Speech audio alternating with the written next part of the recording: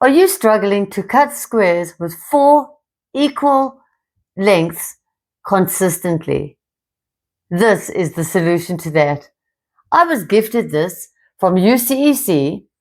This is a 0.7 inch square, and you get it in 1.5 inch as well, so you get a nice bigger one, like double the size. It works on any cardstock. As you can see, I've already done some. It works on a thinner paper as well.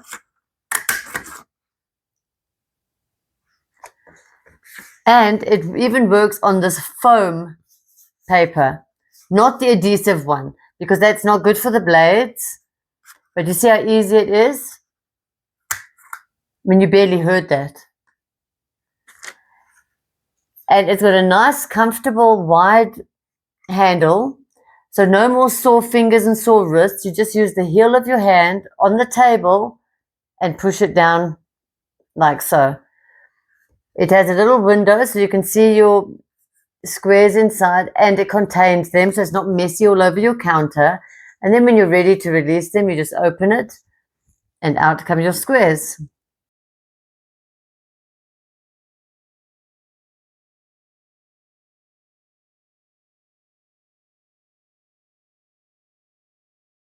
You can grab one for yourself.